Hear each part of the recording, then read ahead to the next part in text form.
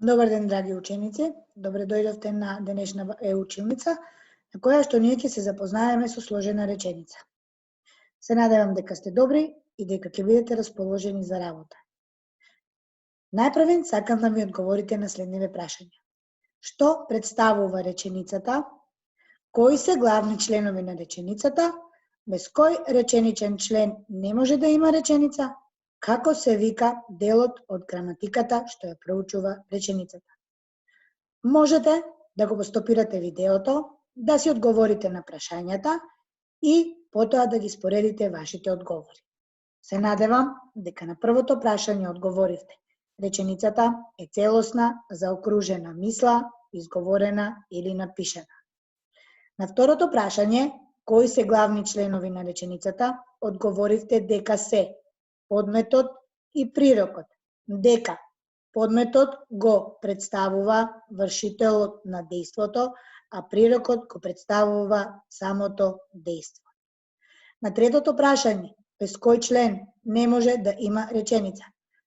Се надевам дека одговоривте дека тоа е прирокот, односно глаголот.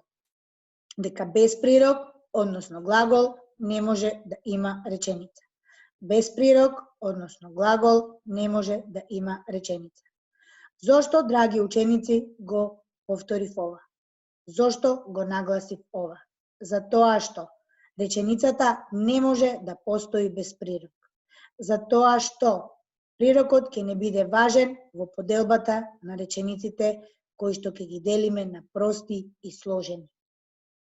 И, ученици, на четвртото прашање, како се вика делот од науката за јазикот, односно граматиката, што ја проучува реченицата, се надевам дека одговоривте синтакса.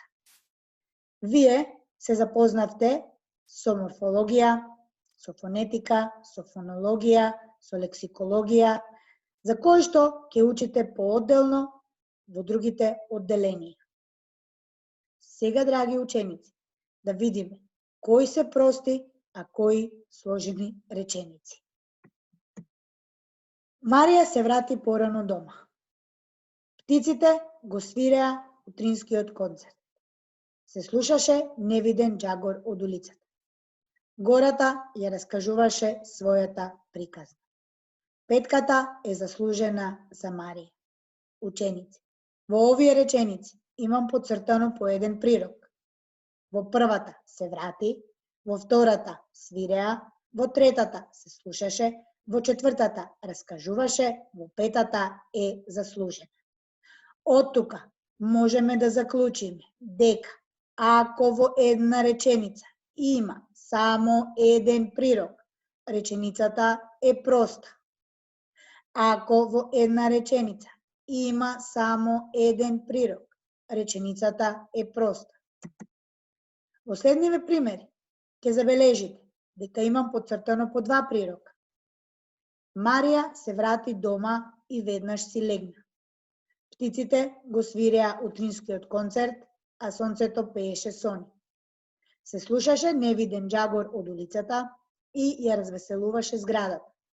Гората ја раскажуваше својата приказна, додека шушкаа лисијата. Петката е заслужена за Марија и сите да го следите нејзиниот пример. Во овие реченици има поцртано по два прирока. Во првата реченица се врати, си легна. Во втората реченица свиреа, пееше. Во третата реченица се слушаше, развеселуваше. Во четвртата реченица раскажуваше, шушкаа. Во петата реченица е заслужена, следите. Ученици, ако во реченицата има два или повеќе прирока, реченицата е сложена. Ако во реченицата има два или повеќе прирока, реченицата е сложена. Сега сакам вие повторно да го стопирате видеото и да одговорите на задачата. Кои од речениците се прости, а кои се сложени? И повторно да си ги проверите подоцна вашите одговори. Во првата реченица Елена читаше весник, имаме еден прирок, тоа е читаше. Значи, според претходно кажаното, ако имаме еден прирок, реченицата е проста. Во втората реченица имаме два прирока, лаеше и не спиеше. И имаме две реченици. Кучето цела ноќ лаеше, едната реченица, и никој не спиеше од неговото лаење, втората реченица. Во оваа реченица, ученици, може би некој кажавте дека и лаење е прирок.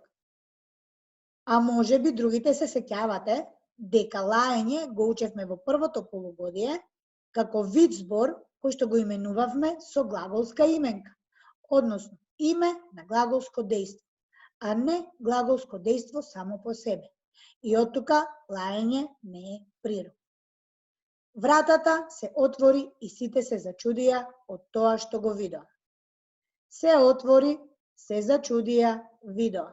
Три прирока, три реченици. Значи имаме сложена реченица. Вратата се отвори едната и сите се зачудија од тоа втората, што го видоа третата. Во четвртата реченица, дојде пролетта, имаме еден прирок. Дојде. Значи, проста реченица. Дрвјата цветаа, а нивниот мирис се ширеше насекаде. Цветаа се ширеше.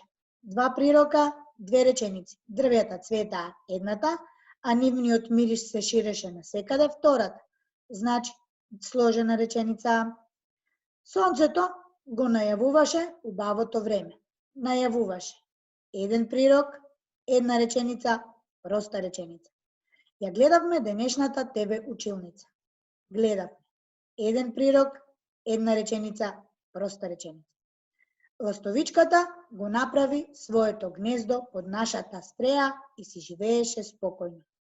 Направи, живееше.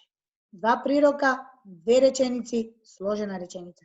Ластовичката го направи своето гнездо под нашата стреја, едната реченица, и си живееше спокојно, втората реченица. Друго што можеме ние ученици да научиме, за тие што сакаат да знаат повеќе. Дали е правило сложената реченица да биде подолга од простата? Дојдов, видов, победи. Се врати и заспа. Сонуваше лош сон и наеднаш се разбуди. Во овие три реченици имаме по неколку прирока. Во првата реченица дојдов, видов, победи. Три глагола, три прирока, три реченици, сложена реченица. Се врати и заспа. Два прирока, две реченици. Сложена реченица. Сонуваше лош сон и наеднаш се разбуди. Сонуваше и се разбуди. Два прирока, сложена реченица. Во сите три реченици имаме помалку зборови, а се сложени. Во следните три реченици, Марија, читајќи ја книгата, дојде до ненадејно решение на проблемот. Дојде.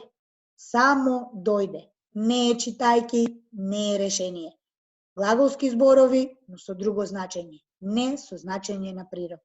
Затоа ќе учите во поголемите оделенија.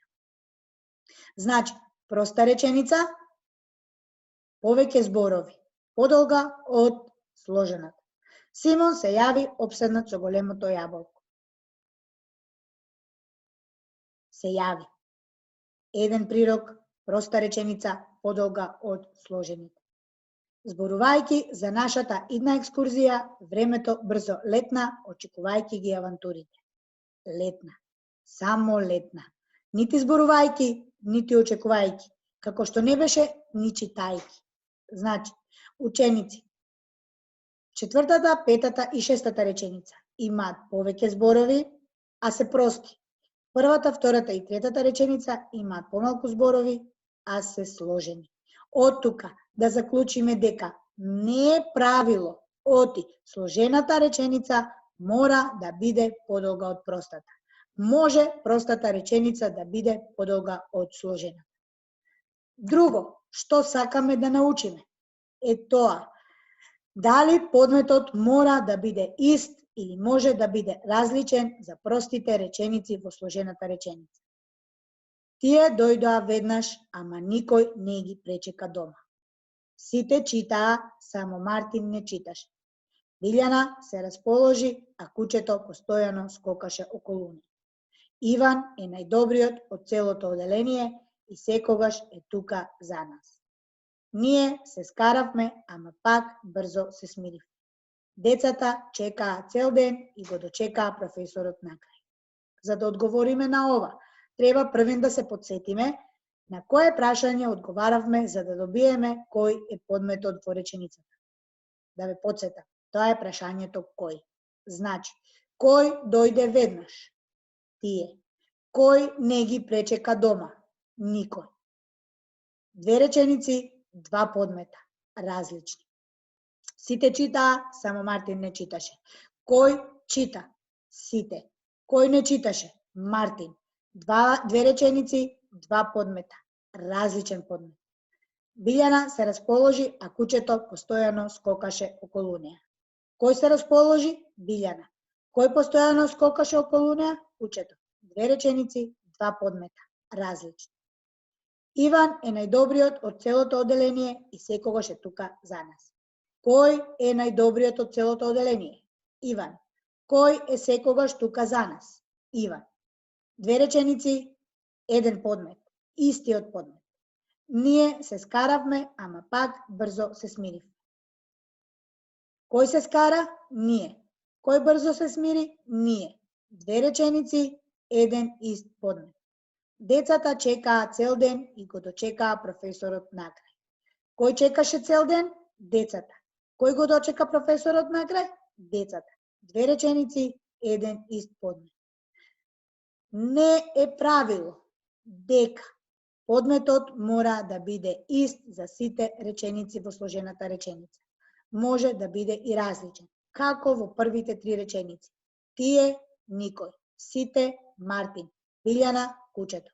Различен подмет, две реченици. Ист подмет, Иван.